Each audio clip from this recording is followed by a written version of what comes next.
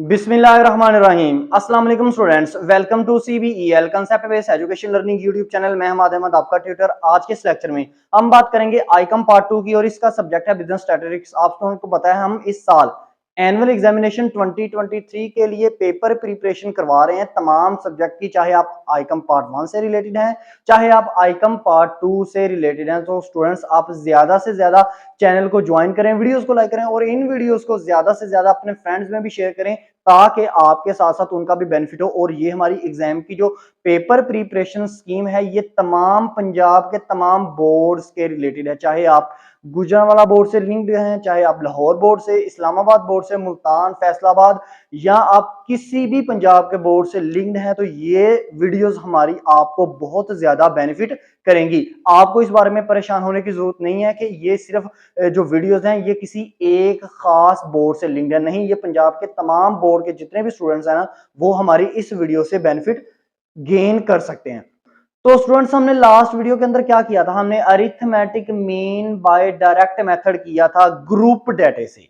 आज हम करेंगे arithmetic mean by shortcut method, जिसको इनडायरेक्ट मेथड भी कहते हैं, और ग्रुप डेटा से ही करेंगे। मैं क्वेश्चन बिल्कुल सेम रखूंगा, याद रखिएगा, चाहे आप ग्रुप डेटा का क्वेश्चन हो अरिथमेटिक मीन, चाहे आप shortcut method means indirect method या डायरेक्ट मेथड से सोल्व कर लो, आपका आंसर सेम आएगा। लास्ट वीडियो में जो क्वेश्चन हमने लिया था अरिथमेटिक मीन का, उसका हमारा आंसर आया था 12.5, याद रखिएगा, वो हमने डायरेक्ट मेथड से किया था। आज हम उसी क्वेश्चन को इनडायरेक्ट मेथड मींस इसका दूसरा नेम है शॉर्टकट मेथड, इससे करेंगे तो हमारा आंसर बिल्कुल 12.5 ही आएगा। अगर आ गया तो समझ लीजिएगा हमारा क्वेश्चन बिल्कुल ठीक है। तो देखिए हमारे पास डेटा क्या है, डेटा पे चलते हैं। Find the arithmetic mean by shortcut method. Shortcut method का दूसरा नेम इनडायरेक्ट मेथड भी है। आपके पास x की वैल्यूज क्या हैं, x की वैल्यूज आपके पास हैं वही मैंने रखी हैं 0 से 5, 5 से 10, 10 से 15 और 15 से 20। आगे f की वैल्यूज क्या हैं 2, 4, 6, 8। अच्छा, ये f की जो वैल्यूज है ना, ये स्टूडेंट्स इसमें ये परेशान ना हो कि ये तरतीब से आएंगी, यानी कि सबसे पहले छोटी फिर बड़ी फिर उससे बड़ी फिर उससे बड़ी, नहीं। या आप अगर ऐसे सोच रहे हो कि सबसे पहले बड़ी आएगी 10 हो जाए फिर 8 फिर 6 फिर 4 फिर 2, नहीं।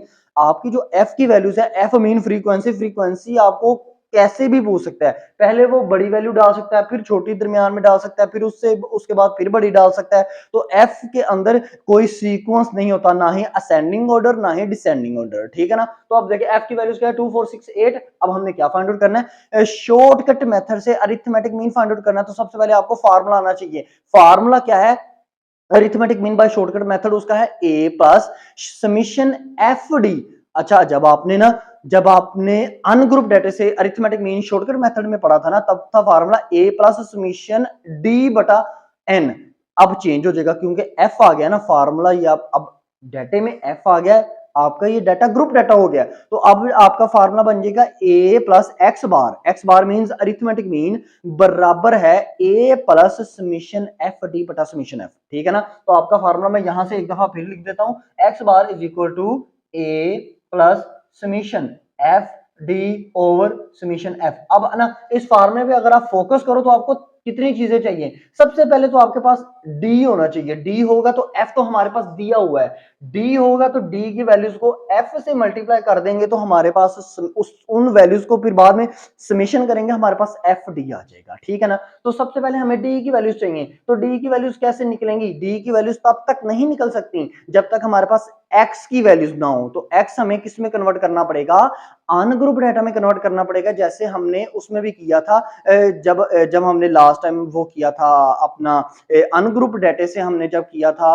Arithmetic mean by shortcut method, तब भी हमने ये जो तरीका है इसको अडॉप्ट किया था। तो सबसे पहले आपने एक्स की वैल्यूज निकालनी है। तो एक्स की वैल्यूज कैसे निकालनी है, वही तरीका जो लास्ट वीडियो में मैंने आपसे एक्सप्लेन किया है कि एक्स की वैल्यूज को ना दोनों को प्लस करते जाओ और 2 के ऊपर डिवाइड करते जाओ। तो 0 प्लस 5 डिवाइड बाय 2 आपके पास आएगा 2.5।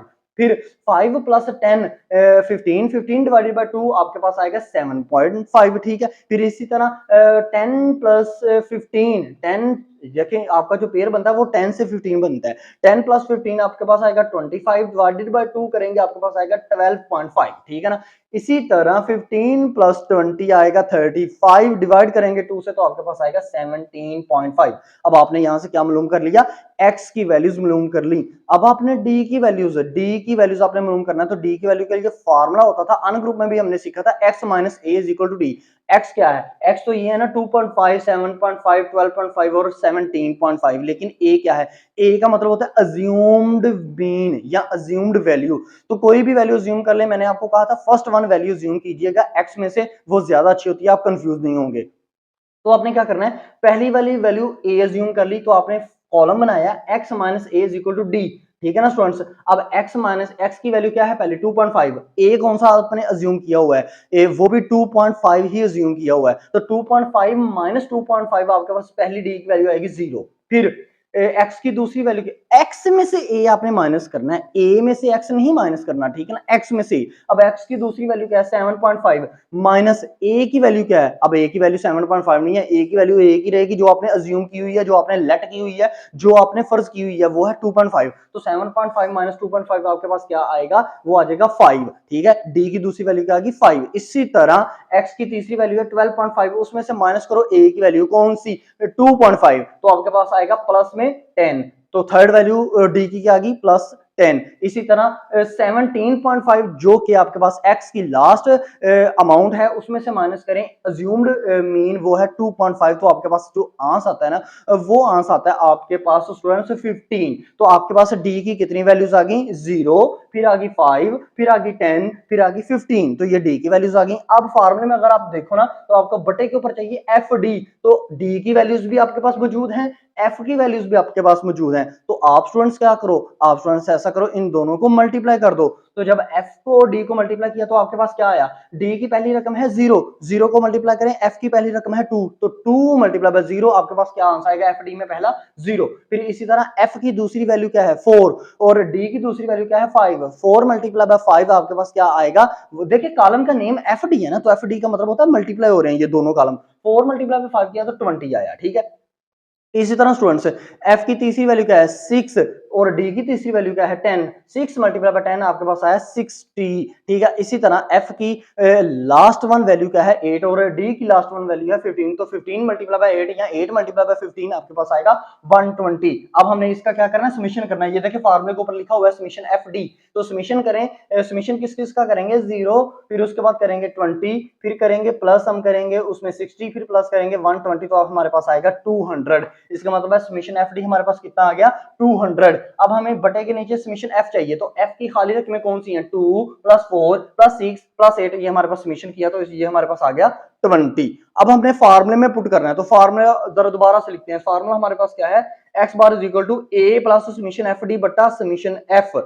ए की वैल्यू क्या है, ये जो अज्यूम की हुई थी, ए की वैल्यू मैं बार बार बताता हूँ स्टूडेंट्स, एक ही वैल्यू होती है अज्यूम की हुई, वो सबसे पहले वाली वैल्यू आप ले लीजिएगा, ठीक है ना। वैसे आप कोई भी वैल्यू किसी भी वैल्यू को अज्यूम कर सकते हैं, आंसर आपका बिल्कुल ठीक आएगा, ठीक है ना। लेकिन मैं ज्यादातर सजेस्ट ये करता हूँ कि आप पहली वाली रकम को ही ना अज्यूम करें अपना ए, क्योंकि उससे आपको करने में ना क्वेश्चन करने में इजीनेस होगी। अब देखो ना, आपके पास ए की वैल्यू क्या है 2.5 प्लस समीशन एफ डी कितना है 200 डिवाइड किया उसको समीशन एफ कितना है वो है 20, तो 200 को डिवाइड किया 20 के ऊपर, तो आपके पास क्या आंसर आया 10, और 2.5 प्लस 10 तो आपके पास क्या आ गया 12.5। देखिए लास्ट वन क्वेश्चन, जब हमने अरिथमेटिक मीन किया था ग्रुप डाटा में डायरेक्ट मेथड से, हमारा आंसर आया था 12.5, और उसी क्वेश्चन को हमने लिया, अमाउंट्स को तब्दील नहीं किया, शॉर्टकट मेथड या इंटरेक्ट मेथड से किया, तो तब भी हमारा आंसर क्या आया, हमारा आंसर आया 12.5।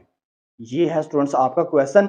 अरिथमेटिक मीन हमने किस किस में सीख लिया है, हमने अनग्रुप डाटा में सीख लिया अरिथमेटिक मीन करना डायरेक्ट और इनडायरेक्ट मेथड से, हमने ग्रुप डाटा में सीख लिया करना arithmetic mean direct and indirect method, जिसको शॉर्टकट मेथड भी कहते हैं। इंशाल्लाह ताला नेक्स्ट आने वाली वीडियो के अंदर हम ना अरिथमेटिक मीन सीखेंगे बाय कोडिंग मेथड, ठीक है ना स्टूडेंट्स। आई होप सो आपको ये वीडियोस बेनिफिट कर रही होंगी। वीडियो बेनिफिट करें तो लाइक कीजिएगा, चैनल को सब्सक्राइब करना आपके लिए जरूरी है, क्योंकि इस चैनल के थ्रू आपको आपके लेवल तक जाके एजुकेशन प्रोवाइड की जाएगी। अब मैं क्या करता हूं, वीडियो को पॉज कर देता हूं ताकि आप इसकी पिक ले सको। अब तक के लिए इतना ही, अपना ख्याल रखें, अपने इस यूट्यूब चैनल का भी। अल्लाह हाफिज।